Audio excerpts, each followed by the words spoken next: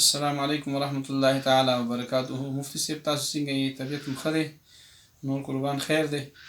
مفتی صاحب زما یو سوال دی او زه خو اول به تاسو سره تعارف دا وکړم چې زه ستاسو ادناوند شاګرد سید محترم شاه یم د بوډنۍ کلي نه، او اول ستاسو شکریا ادا کوم چې تاسو په خپل نوم باندې مفتی کرام الله جنیدي آفیشل چینل په یوټیوب باندې تاسو جوړ کړی دی.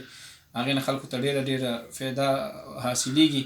نو قربان سوال مې دا دی چې د دې کرونا په وجه باندې اکثر بعضې خلک لګیا ځان له کورونو کې جمع کوي خپل فیملی ته، نو او یا بعضې خلک داسې وي چې هغوی د جمعې مبارکې لمونځ هم په خپلو کورونو کې کوي او جمع سره د جمعې لمونځ کوي خپلې فیملی ته. نو په شریعت کې تاسو د دې څه وایي چې دا روا دي که دا روا نه دي؟ ځان له اکثر په کورونو کې خلک یا بیټکونو کې څوک کسان لګي د جمعې لمونځونه کوي یا همداسې د جمعې لمونځونه کوي، او بل دا چې هغوی صفونو کې لرې ولاړې نږدې نه ودرېږي. قربان تاسو ماته دې رهنمایي کوي، د دې په باب کې تاسو څه وایئ؟ السلام علیکم ورحمت الله وبرکاته. دوستانو لکه څنګه تاسو د ملګري سوال واورېدو چې نن سبا د حکومت طرف نه لاک ډاون دی او د دې د وجې نه خلک جوماتونو کې جمع کولی شي او نه د جمعې اهتمام کولی شي. دې صورت کې جمع کول څنګه دي کور کې او د جمعې جمع خصوصي توګه باندې څه حکم دی؟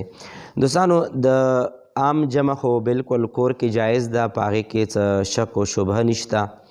اور پاتې شو د جمعې جمع په حوالې سره به زه خصوصي توګه باندې عرض وکړم. د جمعې جمع هم چونکې نن سبا څوک نه پرېږدي جوماتونو ته، چې کومو ځایونو کې کسان جمعې جمع ته په جوماتونو کې پرېږدي خو جومات ته تګ پکار دی.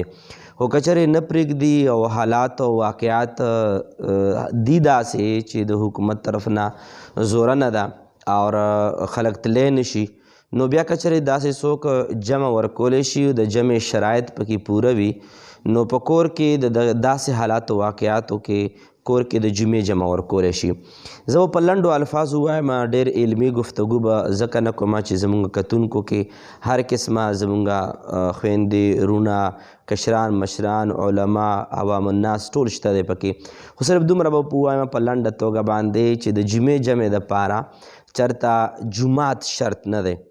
نو که چېرې په داسې حالاتو کې کور کې خلک راجمع شي اور جمع منځو کې د جمعې منځو کې ټیک دی. خو د عام جمع او د جمعې په منځ کې به فرق دا وي چې عامه جمع کې دوه کسان هم جمع کولی شي. مثلا یو کس امام شو او دویم سره نږدې څنګه د دوه کس او د جمع طریقه ده، دویم کس به سره نږدې ودرېږي، د شاته مقتدي د خپو ګوتې د امام د پوندې برابرۍ به وي سره نږدې به سره ودرېږي، که دوه کسانی شاته په صف جوړ کړي. د عامې جمع خو دا طریقې کار دی. او که چېرې د جمعې جمع دا مونږ نظر واچو نو جمعې جمع کې د امام نه علاوه درې کسان چې دا لازم دي، د امام سره څلور، خو د شاته کسان به درې ضروري وي. که د دریو نه کم نو د جمعې جمع چې کم شرایط دي هغه نه پوره کېږي، بیا د جمعې لمونځ نه ادا کېږي، جمع نه ادا کېږي. نو شاته کم از کم درې کسان پکار دي. خو درې کسانو کې هم یاد ساتئ دوستانو چې درې کسان بالغان پکار دي. که چېرې دوه بالغان وي او یو نابالغه وي بیا هم دا جمع نه صحیح کېږي، درې بالغان پکار دي. او که چېرې کور کې څو خپل کسان وي او قاري صاحب وي یا مولانا صاحب وي کور کې جمع ورکوي، سړي پسې ولاړ وي او شاته خپلې زنانه پسې ودرېږي نو ودرېدی شي، او خو لازمه خبره دا ده چې درې کسان بالغان به وي. طریقه به دا وي چې سنت به وکړی شي د جمعې جمع دپاره څلور رکعته سنت، هغې نه بعد به بیا چې کوم امام صاحب وي کم کور وي یا څوک وي هغه به خطبه ووایي، کومه مسنونه خطبه ده هغه د ووایي. که چېرې په کار هم دا چې مسنونه خطبه وویلی شي، خو که چېرې لږ مختصر آیاتونو یو حدیث او یو آیات باندې الله پاک حمد او درود شریف باندې اکتفا وشي نو هم کافی دی.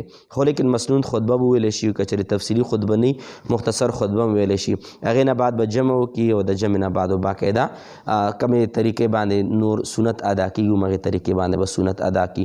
نو بهتره دا ده چې موږ په کورونو کې د جمعې جمع اهتمام وکړو او موږ د هغې حدیث مبارک مصداق جوړ نه شو چې نبي پاک صلی الله علیه وسلم مبارک فرمان علی شان دی چې څوک درې جمع په زوره باندې قضا کړي نو هغې په زړونو باندې د منافقت یو مهر ولګولی شي.